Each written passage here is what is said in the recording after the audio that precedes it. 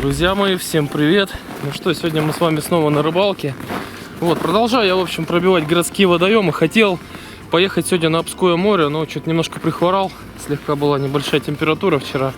Вот, на море все-таки надо пахать много, активно двигаться, искать рыбу. Вот, поэтому сегодня буду рыбачить на городском заливе. В том году я здесь много раз был, особенно по глухозимью у меня получались уловы прям, ну, скажем так, мягко говоря, впечатляющие, по 5, по 6, по 7 килограмм даже бывало ловил рыбы на мормышку. Вот, посмотрим, что получится сегодня. По первому льду я в этом заливе никогда не рыбачил. Мне действительно интересно, что из этого выйдет. Потому что, ну, я здесь был летом, рыбачил на поплавок, рыбачил на фидер, был хороший лещ, был ясь. Вот, и вполне вероятно, что вот этот крупняк таки по первому льду здесь остался. Ну, в общем, посмотрим, что из этого выйдет. В любом случае, я думаю, что будет очень интересно. А утро нас сегодня уже встречает, знаете, такой денек. Ну, чувствуется, что будет хорошая погода. Видите, ни тучки, ни облаков, ничего нету, солнечный день. Я думаю, что все будет шикарно.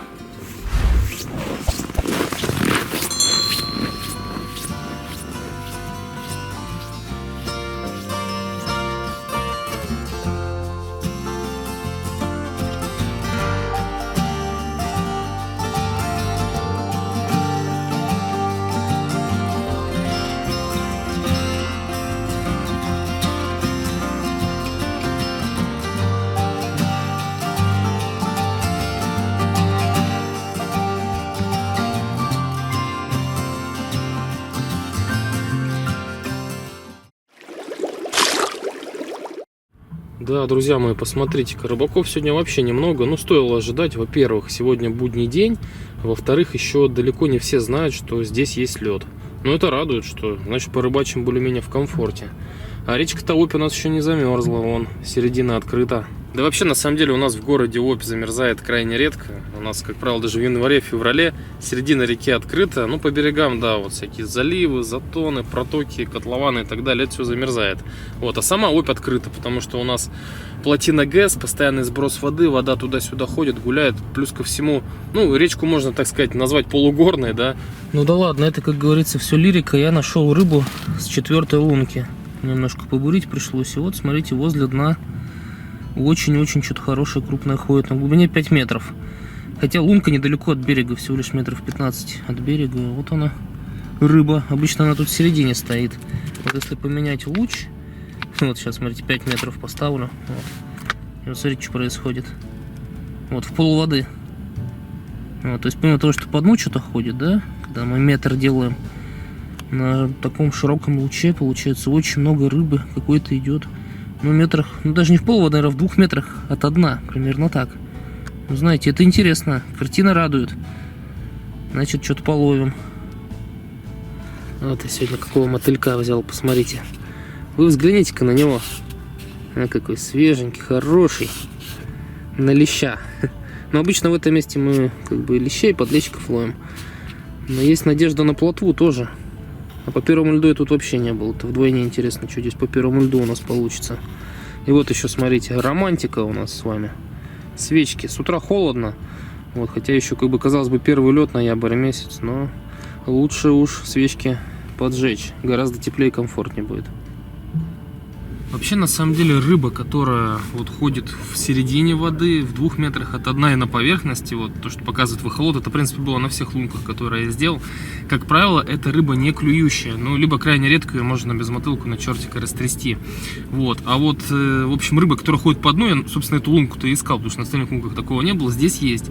Здесь, помимо вот этой вот рыбы, которая ходит в середине, у поверхности, есть бугры, хороший подъем, то есть крупняк какой-то ходит по дну.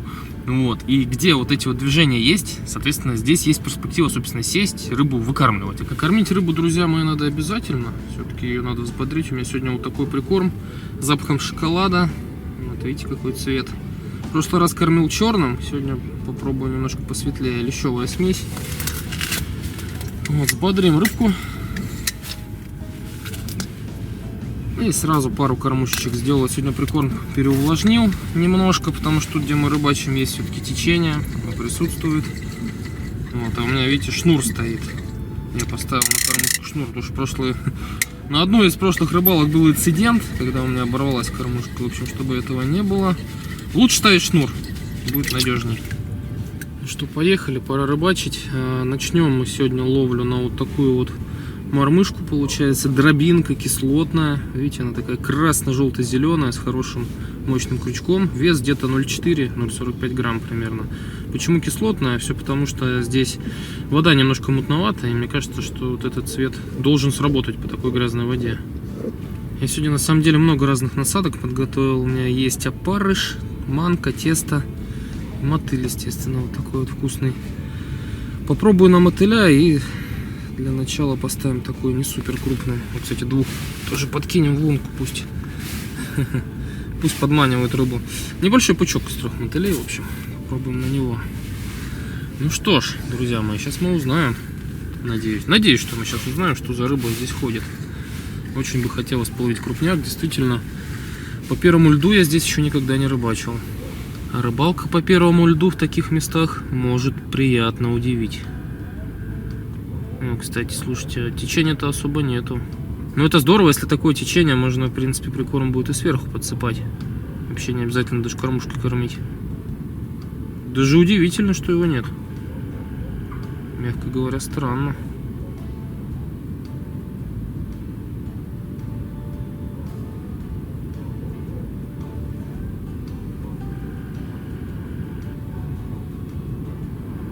Ну, если будет ловиться, клевать, значит, можно будет еще и поплавочку сегодня зимнюю развернуть.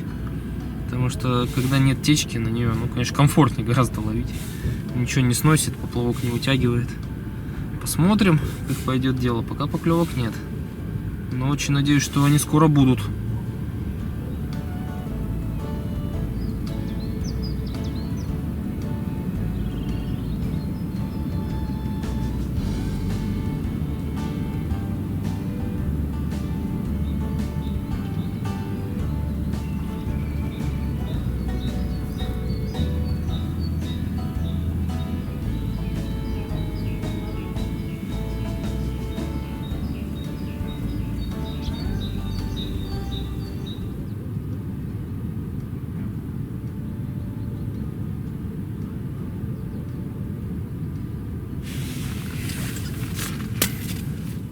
Да ты мой хороший, а? Как хорошо поднял.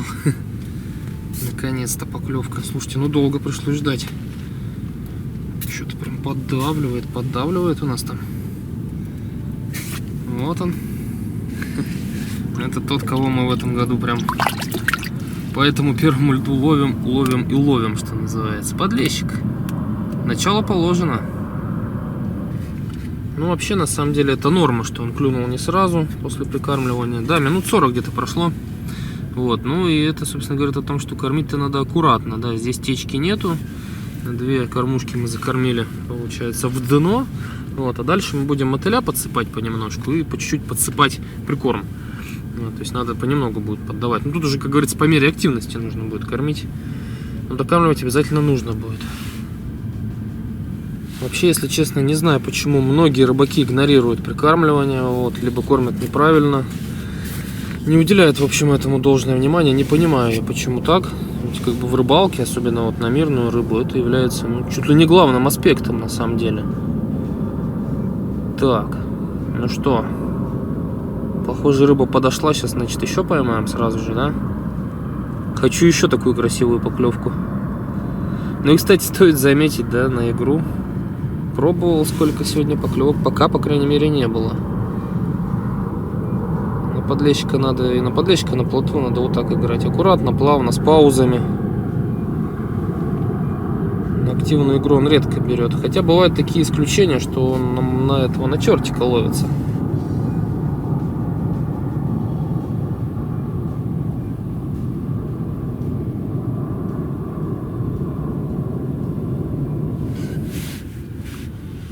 Нет, что-то не хочет на игру. Что-то не хочет. Да, интересно, кроме подлещика будет что-нибудь сегодня, а? А где же плотва, где же ези? Потому что выхолот-то показывает, что прям какой-то крупняк ходит по дну. Прям бугры такие большие поднимаются. Вряд ли это подлещики. Вот, то есть что-то крупное вместе с ними ходит. Может быть, и те самые лещи, за которыми я тут в том году охотился.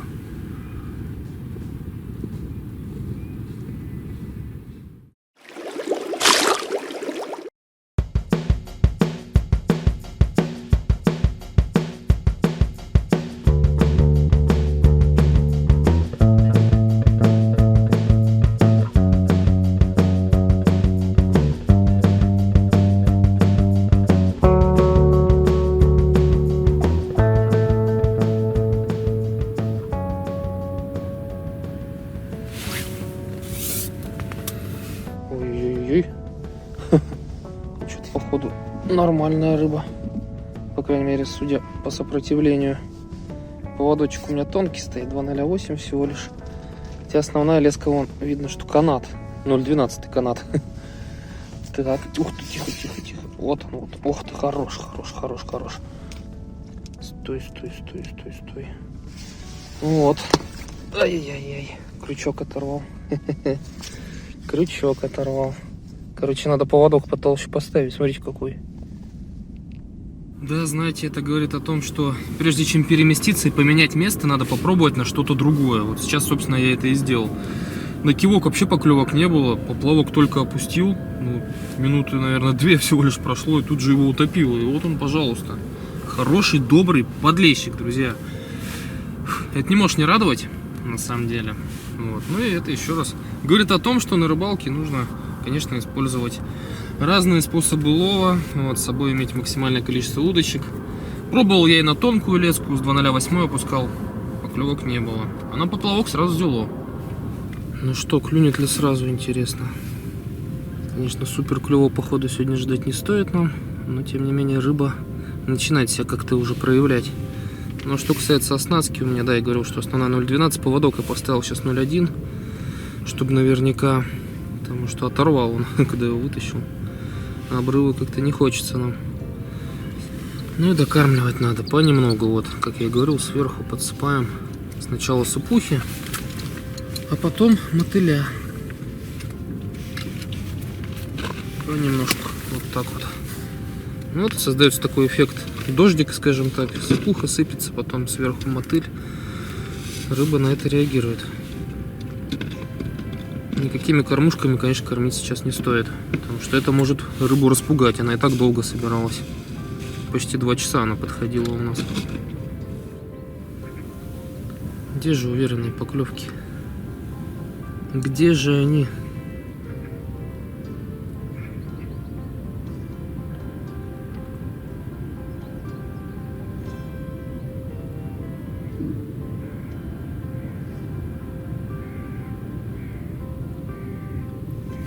Вот это уже была уверенная поклевка.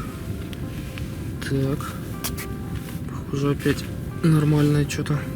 Как же все начиналось-то не очень. Сейчас что-то вроде стало получаться, да?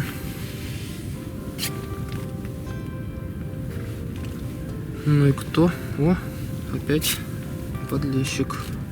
Тихо. Начинает дергаться. Сейчас-то он с такой леской он не оторвет.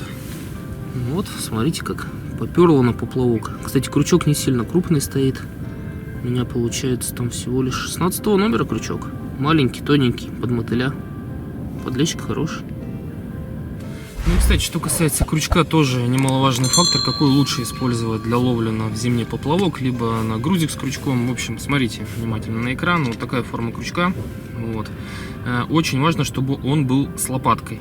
Не буду все бренды перечислять, какие такого плана крючки делают, на самом деле их много. А почему важно с лопаткой использовать крючки? Все дело в том, что они делаются из более тонкой проволоки. И, соответственно, в рыбалке, когда мы ловим подлещика, да, на пучок мотыля, вот, мотыль меньше вытекает. Вот, и лучше держится на крючке. Да, но и стоит тоже заметить, что вот после игры поклевки обычно прям все как на кивок, как на мормышку. Поиграешь и клюет.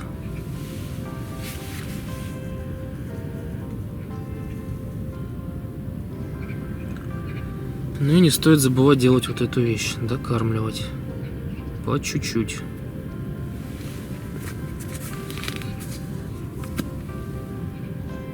Мотыля у меня сегодня много, вот, можно прям укормиться вдоволь, но это надо делать аккуратно. Можно рыбу перекормить и без того неактивную.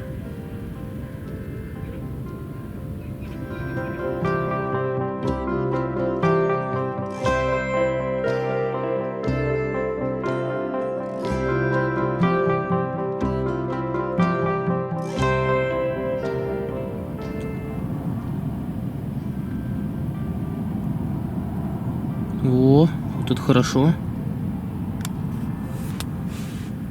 Это очень хорошая поклевка.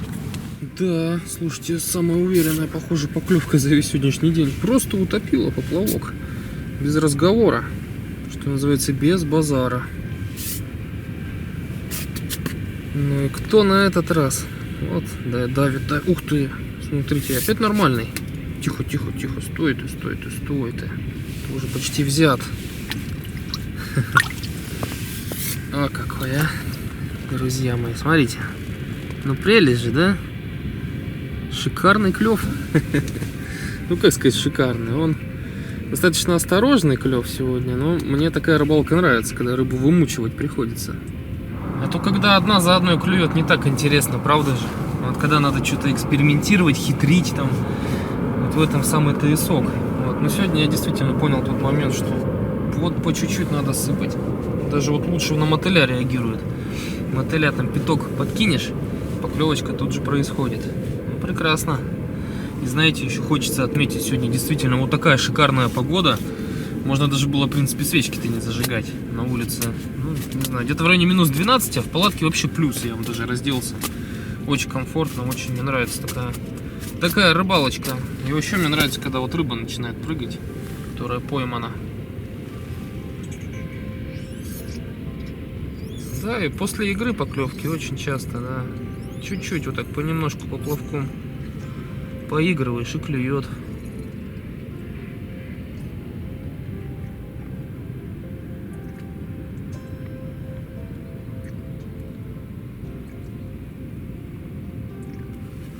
Вот.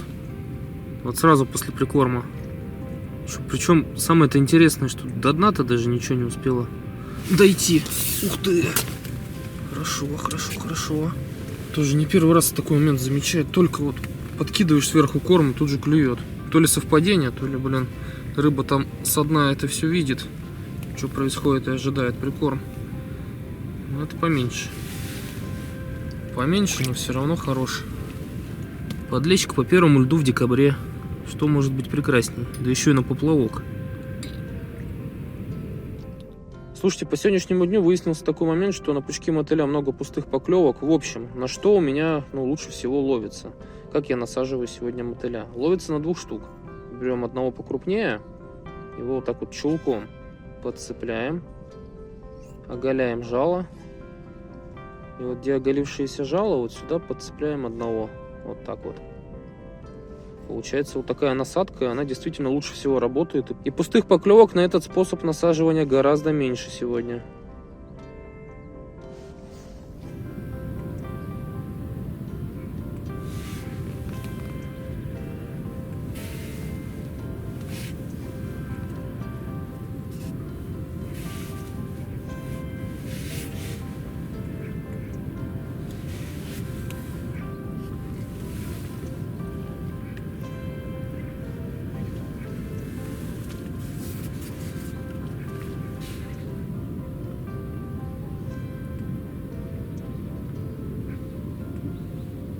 Опа, а это что, рыба сидит? Я даже не понял.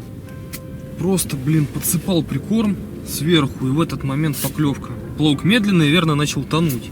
Друзья мои, ну объясните в комментариях. Кто-нибудь объясните мне, как такое возможно? Я же сверху сыпал. Ну не может же... Ух ты, как давит. Ну не может же рыба так реагировать моментально-то на это. Что-то мы, видимо, про рыбу с вами не знаем. Эх ты, какой... Небольшой, но приятный. Спасибо за поклевку. Да, слушайте, ну правда очень интересный момент. Ну я же не один это все замечал, правда же? Я думаю, что вы тоже, дорогие мои зрители, замечали вот этот нонсенс, мягко говоря. Я понимаю, когда кормушкой кормишь, рыба сразу реагирует, это нормально. Но когда сверху, вот первые же секунды в этот момент, когда подсыпаешь, как она может это распознавать? Действительно интересно. Если, правда, у кого-то есть какое-то понимание в этом, напишите в комментариях.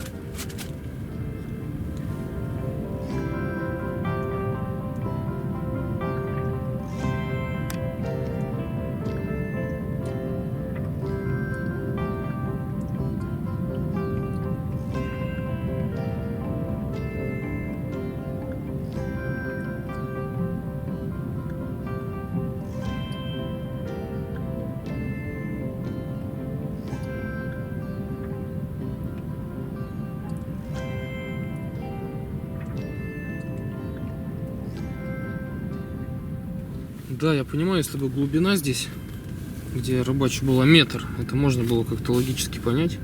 Но здесь 5 метров. 5, прошу заметить. Эх ты какой малышок. Такого надо сразу обратно.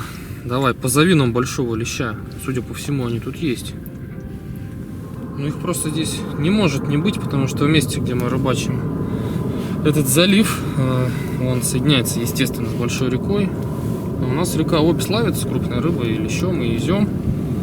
Просто вот вопрос в том, как его поймать. Я уже не первый год здесь пытаюсь именно прям хорошего, большого леща разловить.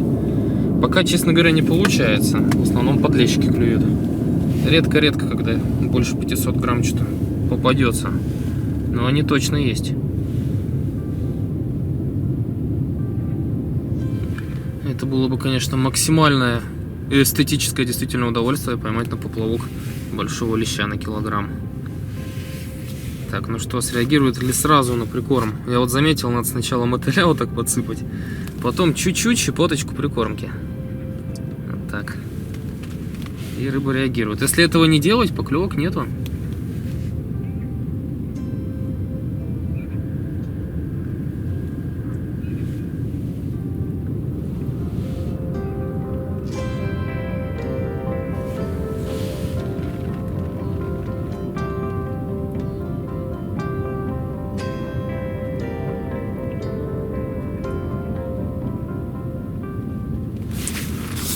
Ну как же это красиво было, прям как летом.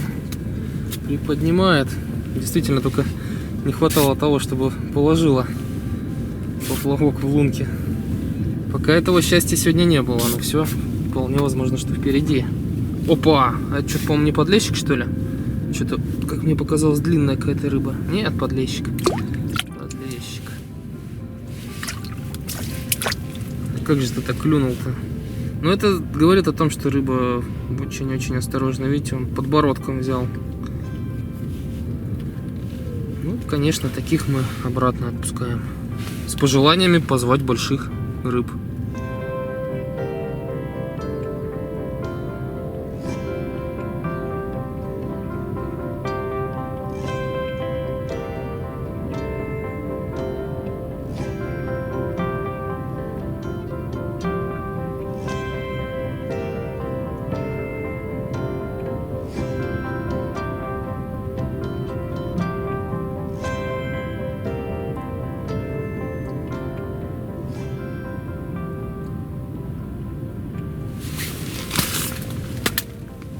Да, какая же красота и эстетика. Просто высшего уровня рыбалка на поплавок зимой. Что-то хорошее, слушайте, что-то прям нормальное сидит. Ой-ой-ой, тихо, да, хороший парень. Стой. Ух ты какой, друзья мои. Ну вы посмотрите, какой чудесный подлещик на поплавок. Вообще просто прелесть.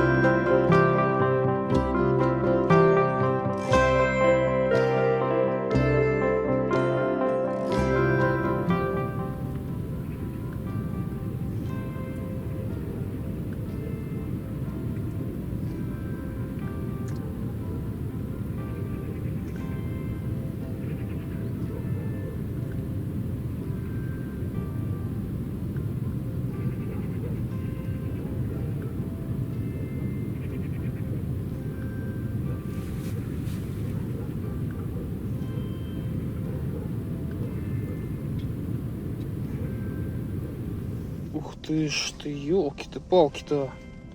Какое сразу давление-то началось.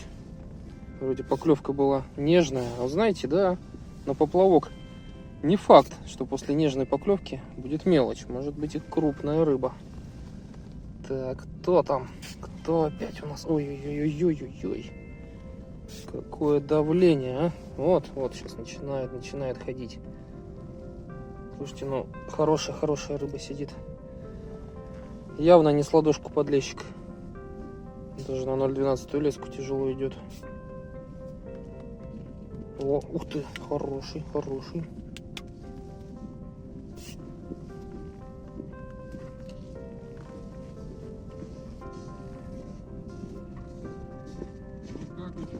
Да поклевывает. Поклевывает понемножку. Сейчас что-то нормальное. Ну, хорошего. Ух ты. Вот такого грамм на 300 поймал. Ого. Фига себе. Надо это заснять.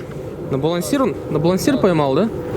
Не надо сильно заснимать. Как не надо? О, какая. Ну это да, килограмм 6 точно. Даже если не 7.